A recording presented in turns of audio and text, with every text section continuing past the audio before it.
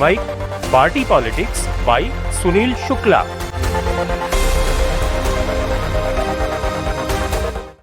नमस्कार, let's mic के कार्यक्रम पार्टी पॉलिटिक्स में आप सभी का स्वागत है। मैं हूं सुनील शुक्ल। केंद्र की मोदी सरकार ने मनरेगा, जिसे महात्मा गांधी राष्ट्रीय ग्रामीण रोजगार गारंटी एक्ट के नाम से हम जानते हैं, इसमें परिवर्तन लाने के लिए एक बिल प्रस्तुत किया है, जिसकी चर्चा देशव्यापी की जा रही है।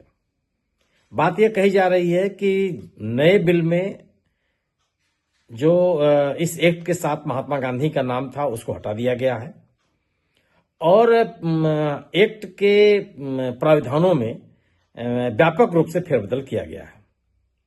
महात्मा गांधी के नाम को हटाने को लेकर के लोगों में एक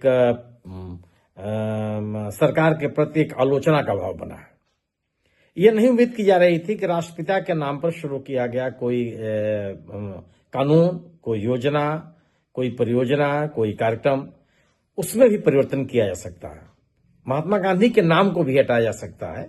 यह लोगों के सोच से परे था, लेकिन मोदी सरकार ने महात्मा गांधी के नाम पर बने इस एक्ट में परिवर्तन किया है और इसे नए नाम से प्रस्तुत किया है। इसका नाम दिया गया विकसित भारत गारंटी फॉर रोजगार एंड आजीविका मिशन ग्रामीण, ये पूरा नाम है। अब सवाल ये पैदा हो रहा है कि महात्मा गांधी के नाम को हटाने की क्या आवश्यकता थी। अगर सरकार इस एक्ट में कोई परिवर्तन करना भी चाहती है, तो महात्मा गांधी के नाम को तो बने रहने दिया जा सकता था। महात्मा गांधी के नाम पर शुरू किए गए इस एक्ट को आखिर क्यों, एक्ट से महात्मा गांधी का नाम क्यों हटाया गया, एक बड़ा विषय है। और जो इसका संक्षेपीकरण किया है सरकार ने, उसमें विकसित भारत जी राम जी का नाम दिया जा रहा है। और जो लोग इस मनरेगा के कानून में परिवर्तन की आलोचना कर रहे हैं, उनको भारतीय जनता पार्टी इस बिना पर आड़े हाथ ले रही है कि राम जी के नाम से लोगों को आपत्ति है। यह एक अलग तरह का नैरेटिव है। राम के नाम पर जो भारतीय जनता पार्टी लगातार अपनी राजनीति को, अपने राजनीतिक विमर्शों को बढ़ाने का कोशिश करती रहती है, उसी कोशिश का अंग ये भी है, जिसमें मनरेगा के नाम परिवर्तन या इसके स्वरूप परिवर्तन को लेकर के सरकार के ऊपर जो आलोचना की जा रही है, उनको पार्टी या पार्टी के प्रवक्ता या पार्टी के समर्थक घेरने का प्रयास कर रहा है। आप सभी को याद होगा कि मनरेगा का जो एक्ट है वह एक रोजगार का एक्ट है। ग्रामीण क्षेत्रों में जो अकुशल कारीगर हैं, उनको रोजगार पाने का अधिकार है। वह सरकार से रोजगार मांग सकते हैं। उनकी जरूरतों के अनुसार सरकार के ऊपर जिम्मेदारी बनती है कि उन्हें रोजगार का अवसर दे, उन्हें काम मुहैया करावे और उन्हें काम के बदले उनके पारिश्रमिक का भुगतान करे। इस एक्ट के बनने के पहले रोजगार की गारंटी को लेकर के, ग्रामीण क्षेत्रों में रोजगार की गारंटी को लेकर के सिविल सोसाइटी के लोगों ने बड़े पैमाने पर संघर्ष किया था। एक वैचारिक संघर्ष किया गया, राजनीतिक संघर्ष किया गया और इसमें सिविल सोसाइटी की बड़ी भूमिका थी। बाद में जब 2004 में यूपीए की सरकार आई कांग्रेस के नेतृत्व में, तो 2005 में यह एक्ट बनाया गया। यह योजना नहीं है, यह कोई कार्यक्रम नहीं है, सरकार के शासकीय आदेश से शुरू होने वाला कोई कार्यक्रम ये नहीं है। यह बाकायदे एक्ट है, यानी जो कि ग्रामीण क्षेत्रों के कुशल मजदूरों को रोजगार का अधिकार प्रदान करता है और 2005 से लागू है। पहले इसे केवल नरेगा कहा गया, बाद में इसे महात्मा गांधी का नाम जोड़ करके इसका नाम संक्षेप में मनरेगा कहा गया। और लगातार पिछले 2 दशक से कार्यक्रम लगातार जारी है और इस एक्ट के तहत विभिन्न क्षेत्रों में, देश के विभिन्न इलाकों में अकुशल मजदूरों को रोजगार मुहैया कराया जाता रहा है। इस एक्ट का सबसे तात्कालिक असर यह पड़ा कि ग्रामीण क्षेत्रों में कुशल मजदूरों के अलावा जो अकुशल मजदूर हैं उनके उत्पीड़न की जो स्थिति थी, उनके एक्सप्लॉयटेशन का जो माहौल था, वह पूरी तरह से नियंत्रित हुआ। यानी कि जब मजदूरों को उनकी आवश्यकता के अनुकूल उनके घर पर, उनके गांव में, उनके इलाके में ही एक निश्चित मानदेय के साथ रोजगार मिलने लगा, तो वह कम कीमत पर या उत्पीड़न की दशा में या रोजगार बंधुआ मजदूर की तरह काम करने के लिए विवश नहीं थे। वह सरकार के कानून के तहत उन्हें अधिकार प्राप्त था कि वह अपने जरूरतों के अनुसार काम करें और उन्हें मुहैया रोजगार के अवसर दिए जाएं। यह सरकार के ऊपर जिम्मेदारी बनी। सरकार ने यह निर्धारित किया कि किस तरह के कार्य इस एक्ट के तहत कराए जा सकते हैं, जिसमें ग्रामीण सड़कों का निर्माण है, तालाब का निर्माण, वानिकी के क्षेत्र में, हॉर्टिकल्चर के फील्ड में, वाटर हार्वेस्टिंग के क्षेत्र में, इस तमाम मछली पालन का जो क्षेत्र है, इन तमाम क्षेत्रों में मनरेगा के तहत कार्य कराने के लिए कार्य चिन्हित किए गए। यह भी कहा गया कि जिन लोगों को विभिन्न आवासीय योजनाओं के तहत मकान की सुविधा मिली, उनको भी मनरेगा के तहत अपना मकान बनाने के लिए श्रम करने और उसके पारिश्रमिक की व्यवस्था की गई कि वह अपने मकान का निर्माण अपने श्रम से कर लें और जो उनको धनराशि मकान बनाने के लिए उपलब्ध कराई जा रही है, उससे उनका अपने मकान के निर्माण का कार्य पूरा हो जाए। गोया कि मनरेगा से देश के लगभग सभी राज्यों में बहुत सारे काम हुए। इस पूरे एक्ट को लागू करने में भ्रष्टाचार के आरोप से इनकार नहीं किया जा सकता। यह बिल्कुल नहीं कहा जा सकता कि पूरा का पूरा जो एक्ट था वह भ्रष्टाचार से मुक्त था या इस एक्ट को लागू करने में भ्रष्टाचार के आरोप नहीं लगे, बिल्कुल लगे। लेकिन ये क्या उस भ्रष्टाचार के आरोपों को लेकर के ही इस पूरे एक्ट में व्यापक परिवर्तन किया जाए और उसको आधार बनाया जाए, इसे तर्कसंगत नहीं कहा जा सकता। भ्रष्टाचार तो विभिन्न योजनाओं को लागू करने में है,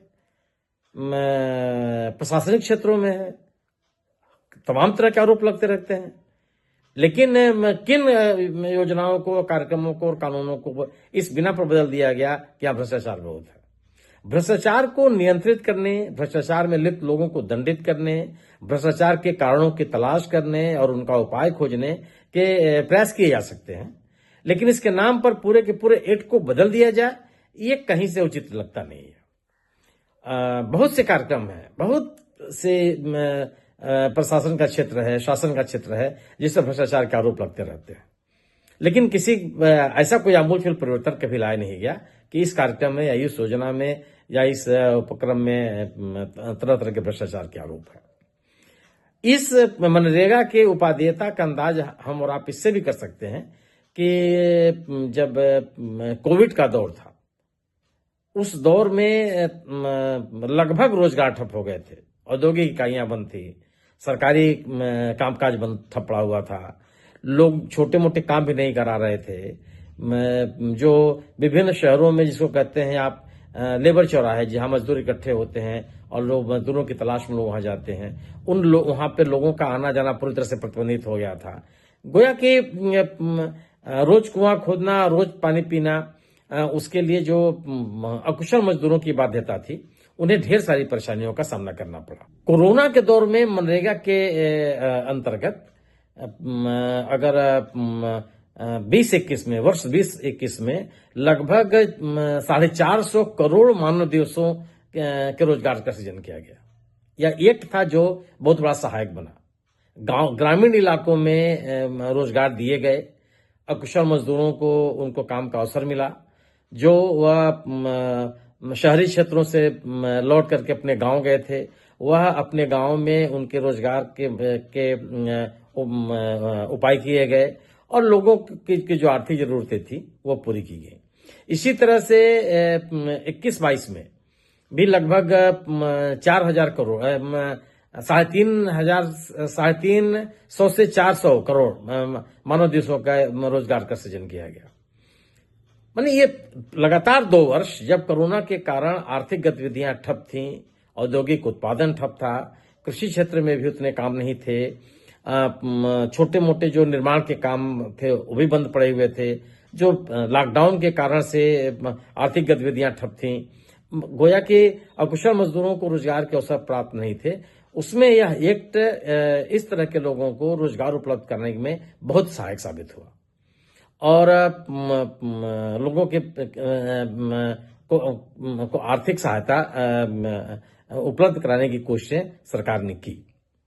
ऐसे में जो यह एक्ट था उसको में बदलाव कर दिया जाए, उसमें उन प्राविधानों को समाप्त कर दिया जाए जो प्राविधान इस एक्ट की खासियत रहे हैं।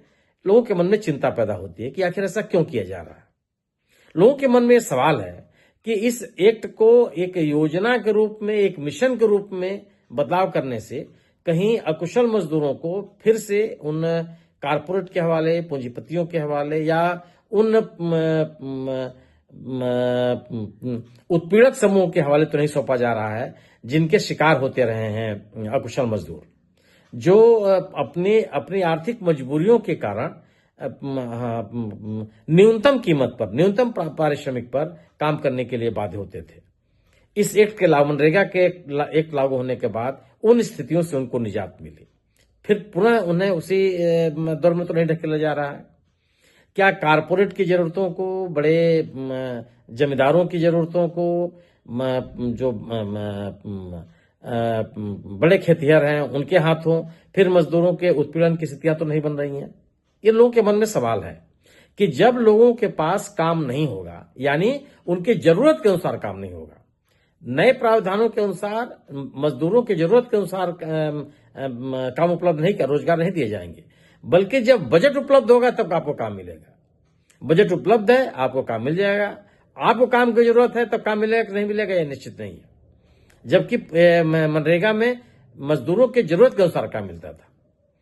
दूसरी बात यह कही जा रही है कि जो कृषि का पीक आवर है उस दौरान मनरेगा के काम बंद रहेंगे। इसको भी परिभाषित नहीं किया गया है कि अगर एक फसल का इलाका है तो स्वाभाविक है कि लगभग 2 महीने 60 दिन तक काम बंद रहेगा, मनरेगा के तहत रोजगार सृजित नहीं किए जाएंगे। अगर 2 फसली इलाका है तो स्वाभाविक सी बात है कि 4 महीने हो जाएंगे। अगर 3 फसली इलाका है तो 6 महीने की स्थिति बन जाएगी। तो ऐसे में अगर 6 महीने, 4 महीने या 2 महीने काम ठप रहेंगे, यानी कि रोजगार के तहत, मनरेगा के तहत काम नहीं कराए जाएंगे, इस मिशन के तहत काम नहीं कराए जाएंगे, तो मजदूरों को अपनी आर्थिक जरूरतों के लिए रोजगार की तलाश में कहां जाना पड़ेगा? किनके हाथों वो शिकार होंगे? क्या वह अपने श्रम के अनुकूल पारिश्रमिक पाने के लिए उनकी स्थिति बनी रहेगी? नहीं ऐसा लगता नहीं।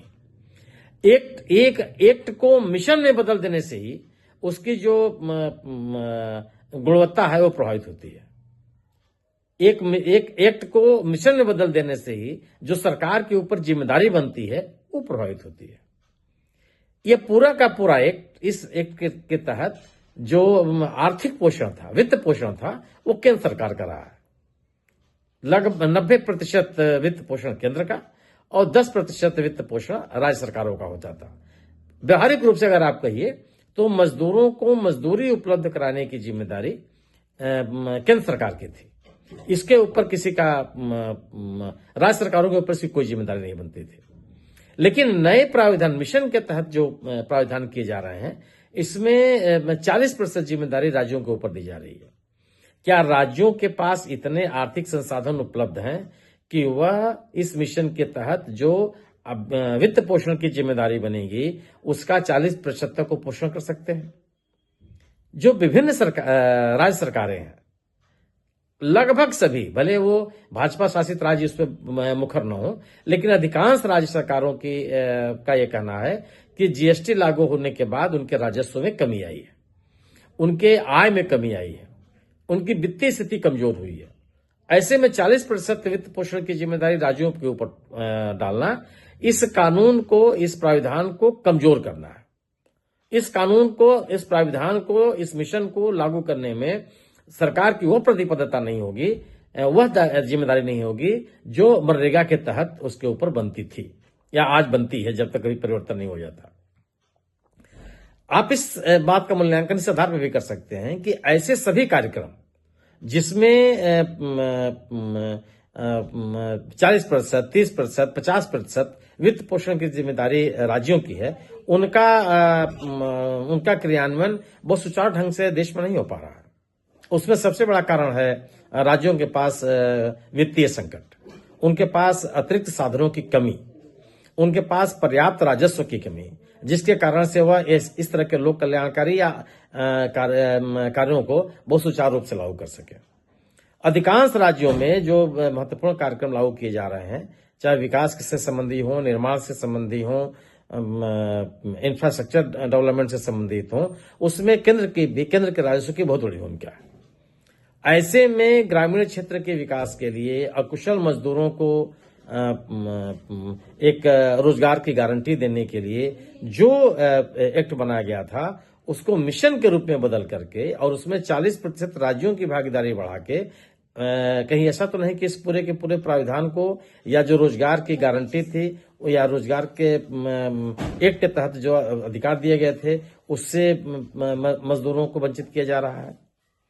मनरेगा के तहत जो प्राविधान किए गए, इससे ग्रामीण क्षेत्रों के आर्थिक विकास में भी सहयोग मिला और ये माना गया कि आर्थिक क्षेत्रों में, ग्रामीण क्षेत्रों में जो मजदूरों को उनकी जरूरत के अनुसार रोजगार मिल रहे हैं, रोजगार दिए जा रहे हैं, उससे न केवल ग्रामीण क्षेत्रों में उनकी जरूरतों के अनुकूल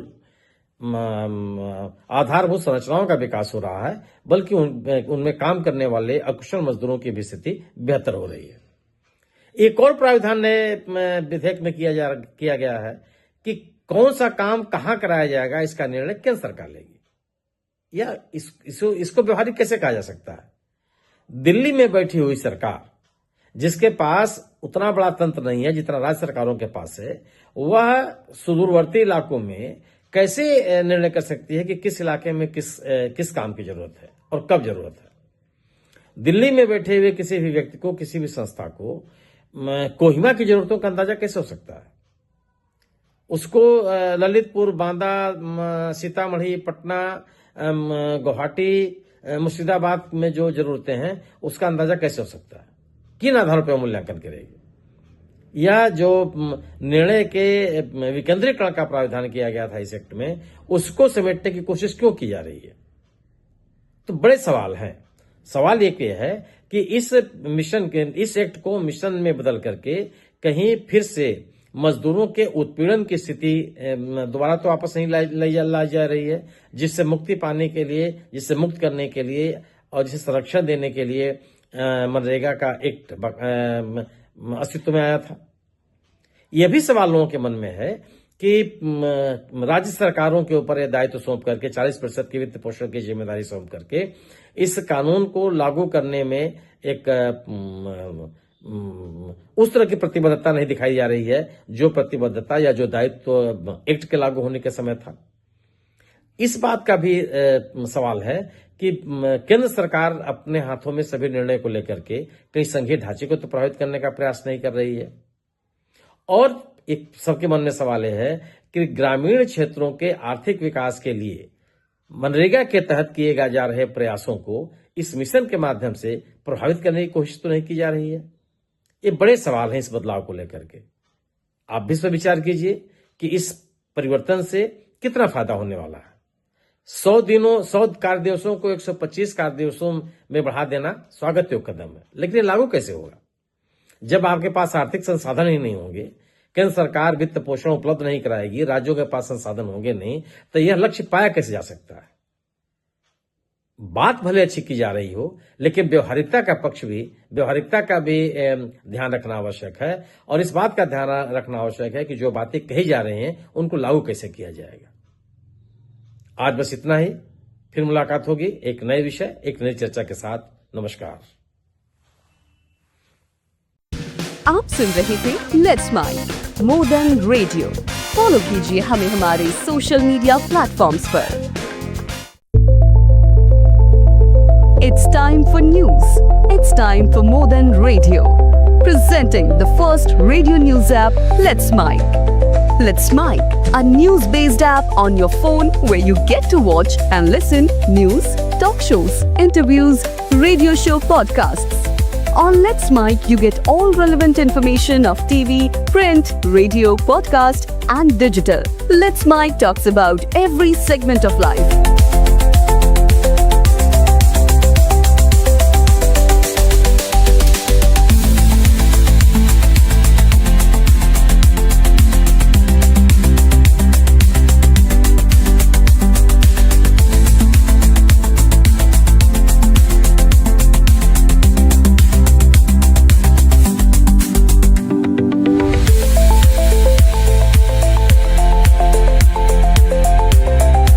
Download the app now from Play Store. Available both on Android and iOS mobile phones. Follow us on YouTube, Instagram, Twitter, LinkedIn, Facebook, Telegram, WhatsApp, Snapchat. Let's talk, let's connect, and let's mic.